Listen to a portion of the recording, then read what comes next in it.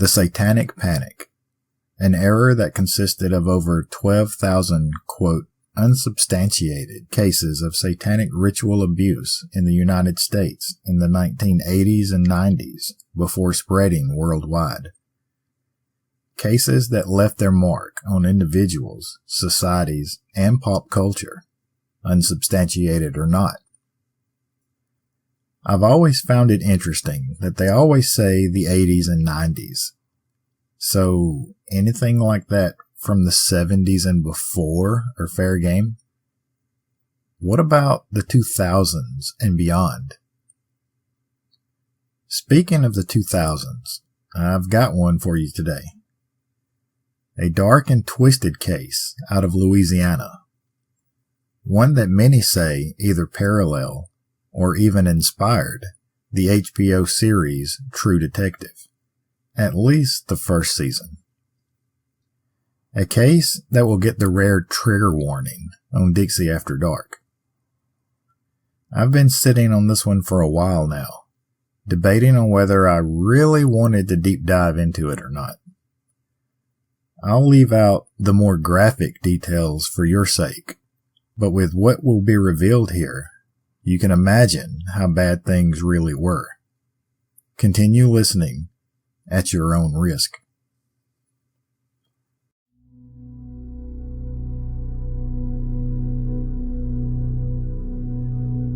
Everyone loves a good, strange, weird, or bizarre story. Well, welcome to the American South, where dark legends and haunted history lurk around every corner. Where superstition, folklore, and a touch of backwoods magic blend with everyday culture. Some say, in order to survive. This is Dixie After Dark.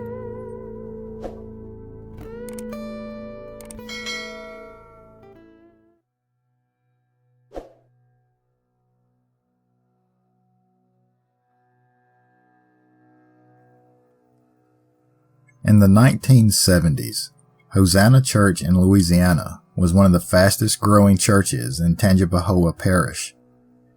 It was started by Pastor Louis LaMonica with about 24 members. At its peak, the congregation passed 1,000 members. The school was known to support multiple schools in the area, and Pastor Louis LaMonica was much loved in the local community. Many described him as a local icon. For a time, it appeared that LaMonica's son, Louis LaMonica Jr., had aspirations to follow along in his father's footsteps, so it was only natural that LaMonica Jr. was viewed by the congregation as their pastor's successor. A congregation of 1,000 people was quite impressive, especially since the church resided in a town with a population of only 5,000. In 1984, though, Pastor LaMonica passed away, and after a few interim pastors, Louis LaMonica Jr. took over as lead pastor of Hosanna Church in the mid-1990s. After LaMonica Jr. took over as pastor, though, things changed, and changed drastically. Many members began to drift away to a newly started church, Harvest World Outreach Ministries, started by Hosanna Church's former youth minister. LaMonica Jr. didn't take too well to this new competition, even taking steps to excommunicate anyone who even visited another church. This led to strife within his own family, where he even kicked out his own mother from Hosanna Church. Over the course of just a few years, the congregation dropped from 1,000 to just 10 to 15 people, and those remaining became reclusive and were known to chase away visitors. The windows of the church were painted white so no one could see inside, and 8 dump trucks were brought in to cover the parking lot completely with dirt. By 2002, LaMonica Jr. and his wife Robin were having marital issues, leading to a separation, and LaMonica Jr. took to living at the church, living there for the next 2 years. During this time, psychiatrist Dr. Milton Anderson began treating the LaMonica's 2 sons, then aged 16 and 12, for both therapy and medication management. The boys had been diagnosed with ADHD, anxiety, and Tourette's syndrome. A few years later, in March of 2005, Dr. Anderson received an emergency call from Robin LaMonica, stating it was urgent that he see the boys as soon as possible. Over the course of 2 sessions, the boys alleged that they had been forced into sexual relations with adults, a female that was about 1 year old, and animals, as well as each other. The youngest of the 2 sons even had a stack of about 55 images he had drawn himself of the alleged abuse they had suffered. According to the 2 boys, they were threatened by church member Nicole Bernard to report everything to their doctor. As required by law, Dr. Anderson contacted Child Protective Services, and an investigation was soon underway. As far as 36-year-old Nicole Bernard, she had allegedly fled the church not long after that, and a month later, in April of 2005, she called the authorities in Louisiana from where she was now staying in Ohio. On that call, Bernard claimed that she fled the area to save her own child from sexual abuse. The same little girl the 2 LaMonica boys claimed they were forced upon. Nicole Bernard had fled with her daughter and left her husband, Austin Bernard III, known as Trey, who was now living within the church building itself with Pastor LaMonica Jr. The following month, on May 16, 2005, LaMonica Jr. himself walked into the Livingston Parish Sheriff's Office, requesting Detective Bonita Sager. In a recorded interview, LaMonica voluntarily confessed to the assaults on his sons, completely catching authorities off guard. He stated the assaults began at his Livingston Parish home when his oldest son was 4 or 5 years old. Details we won't go into here, but can be found in the court documents for those that are curious. Use your imagination at your own risk. According to LaMonica, the assaults continued for years, both at his home and later at Hosanna Church. He also admitted to the inclusion of the Bernard infant, something that investigators had not mentioned yet at the time, as well as several other teenage and adult members of the church. LaMonica said that the abuse largely took place in what he called the youth room. He described the windows of that room as being covered with black paper to keep it dark, a pentagram in the middle of the floor, and a book of, quote, spells and temptations. LaMonica described the initial ritual with the 1-year-old Bernard infant. They began like a church service, but with darker music. The room was lit with red candles, and the baby girl was dressed in a black dress and laid in the middle of the pentagram. They chanted over the girl, then killed a cat, drained it of its blood, then each member drank the blood. LaMonica did state that the Bernard girl was not made to drink any of the blood because she was too young, so they removed her dress and sprinkled the blood on her instead. LaMonica described other events as well. On some occasions, quote, certain girls would be picked and have sexual relationships with. The guys would line up, one by one. They would come and they would have sex with that girl. And the same if there was a woman. They would have relations and oral sex, acting like one was a man and one was a woman. End quote. He went on to say that feces and urine would be spread about the room. He also claimed that during these rituals, he would become, quote, distorted by demons, that they would change him into animals like a snake, a fox, a wolf, and spiders.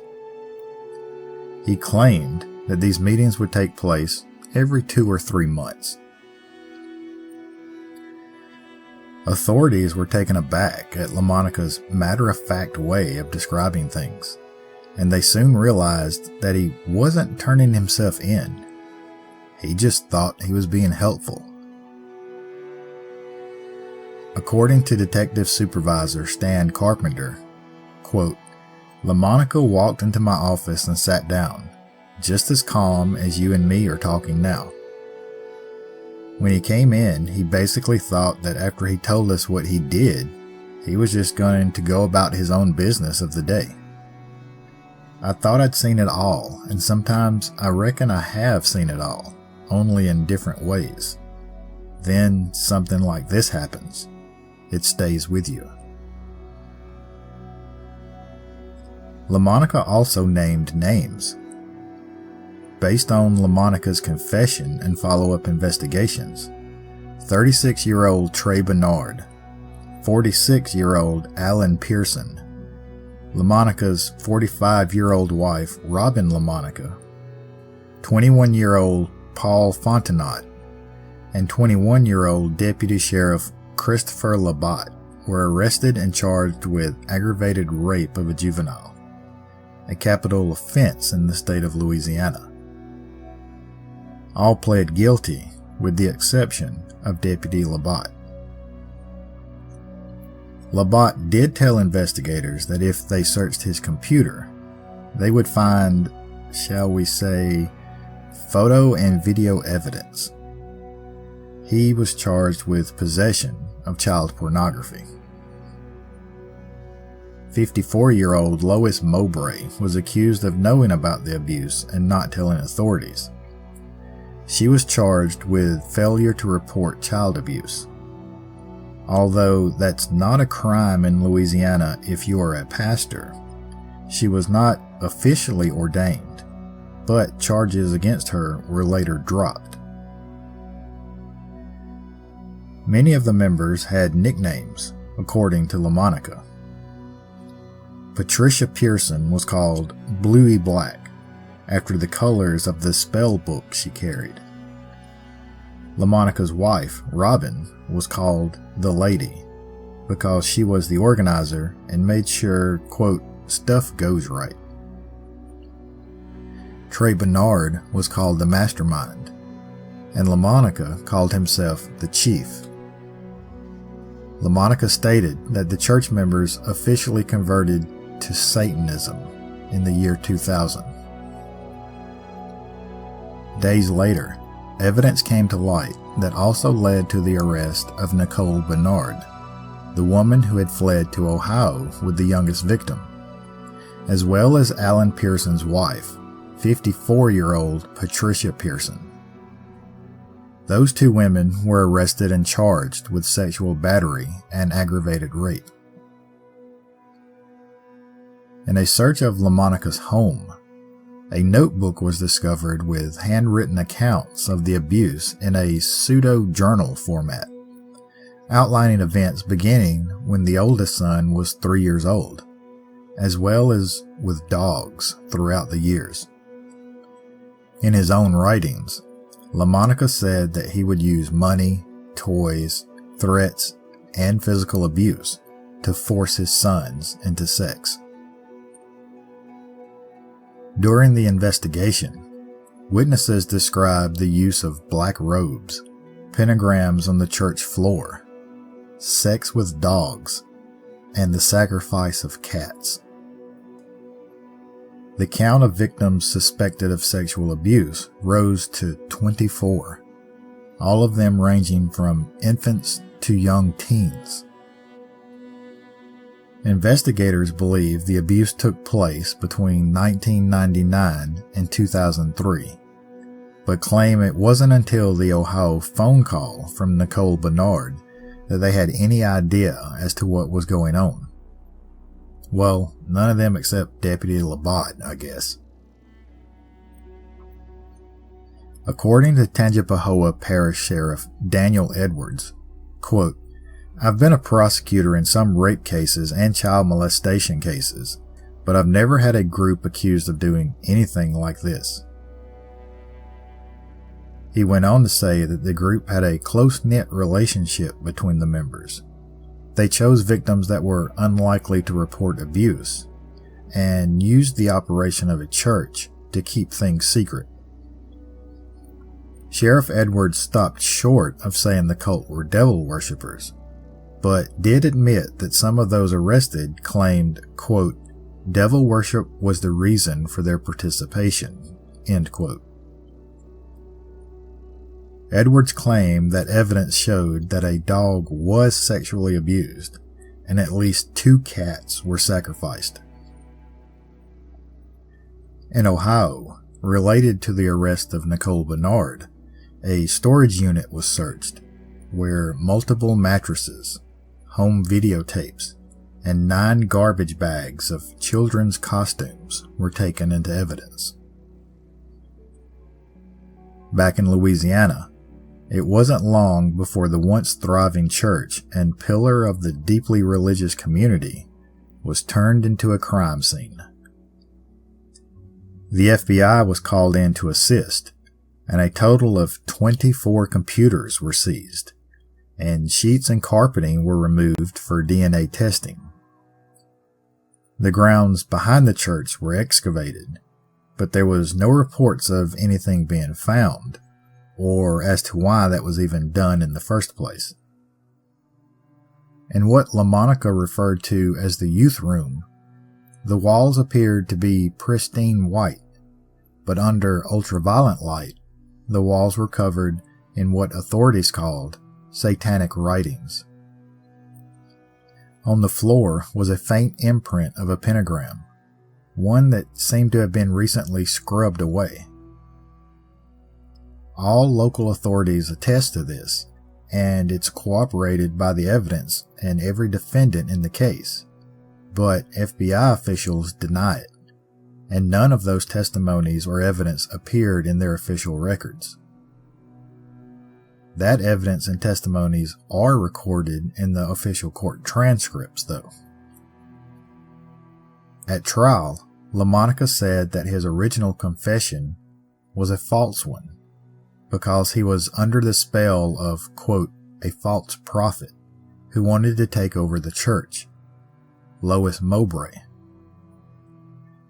Mowbray had become associate pastor of Hosanna Church, and in 2001, she was promoted to co-pastor. By 2003, LaMonica was seen less and less leading services, and Mowbray took over leading the church along with Robin LaMonica. LaMonica's story now was that Mowbray had driven out all but the small amount of worshipers at Hosanna Church, and those that remained became her cult. Mowbray is who kept them secluded in an effort to cleanse them from a generational curse. The members were called during services to confess their sins by writing them all down. At the end of these ceremonies, the quote, cleansed would be forced to vomit out their own demons.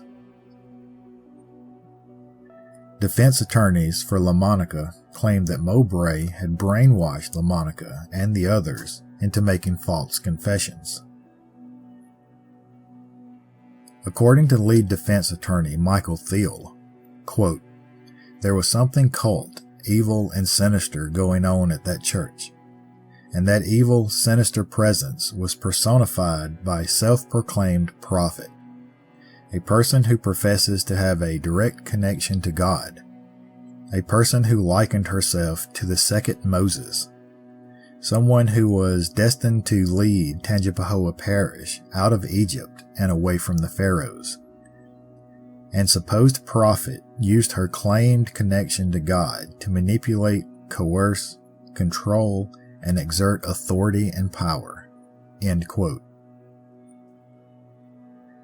At the trial, the two LaMonica boys also changed their stories.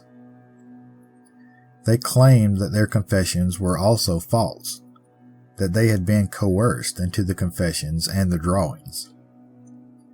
One time, they said their mother, Robin LaMonica, had instructed them to tell the story. Another time, they claimed Nicole Bernard told them to do it. The youngest stated that Mowbray herself instructed him on what to write and draw. In LaMonica's testimony, he claimed that none of the allegations were true. He stated that he took on Lois Mowbray as his spiritual advisor because she was close to his wife Robin and Nicole Bernard. LaMonica's claim was that he made the confessions because Mowbray had spiritual control over him, forcing him supernaturally to speak and write the things he never did. But he did admit that he, quote, may have thought about it. He also claimed that Robin LaMonica made him write about acts that never happened as well. His story was that if he didn't, Robin would leave him and he'd never see his sons again. LaMonica further testified that it was Mowbray that forced him to live within the church and work long hours every day, and any money that he earned was being sent directly to his family. He claimed that the room he slept in was locked from the outside each night by Mowbray with padlocks. When working during the day, he claimed he was forced to wear a dress, in which Robin mocked him for it. In another part of his testimony, though, he claimed that Mowbray never allowed him to see his wife or sons. According to LaMonica, it was Mowbray's idea for him to walk into the sheriff's office that day and confess, saying that if he made a deal with the police, he would be allowed to walk free. 2 witnesses were brought in for the defense. 24-year-old Karen Bushy and 23-year-old Desiree Locke both testified that they were former members of the Hosanna Church youth group and that neither had ever witnessed any crimes whatsoever, nor were they ever pressured to write down any confessions, real or otherwise. The jury was not swayed, though, and ultimately Louis LaMonica Jr. was found guilty of all charges.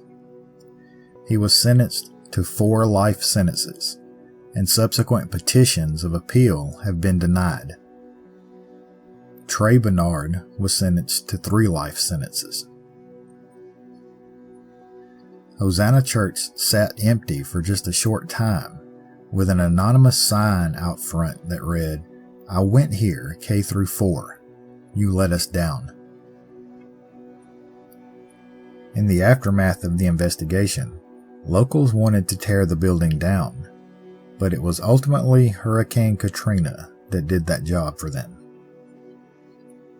The events of Hosanna Church still weigh heavy on locals of Ponchatoula, Louisiana. Donald Moore, owner of a tire store next door, was quoted as saying, "You can't believe something like this was going on right under our own feet." Former interim pastor at Hosanna Church from 1982 to 1989, Glenn Finlayson, described LaMonica Jr. as a, quote, good fellow. He taught Sunday school and was active with the youth group. Finlayson recalled LaMonica Jr. taking over as pastor in 1994 and remembers him excommunicating a lot of members. Finlayson was quoted by news organizations as saying, "We all knew something wasn't right. Not something like this, though." Tim Normand lived in a house behind Hosanna Church. He told news agencies, "I was sick. I couldn't sleep when I heard what had happened." Diane Pepitone, owner of the Heavenly Gifts Christian bookstore, says her customers were greatly affected. She's quoted in news articles as saying, "The general consensus is, if anything like this can happen in a place like Ponchatoula, with all the churches we have, it can happen anywhere." Eddie Robinson, pastor of nearby Harvest World Outreach Ministries, that was originally founded by the former youth pastor from Hosanna Church, said what happened was perfectly clear. Quote, "When the leaders of that church kept the enemy out, everything was fine. But when the leadership of that church let the enemy in, things began to change." End quote. Stan Carpenter, former detective supervisor that lived through the case, tends to agree. He said, quote, "There's good and evil. I guess sometimes evil does overcome. But I like to think that God sorts things out, and it's up to the people involved to see if they can make things straight with God before they meet Him."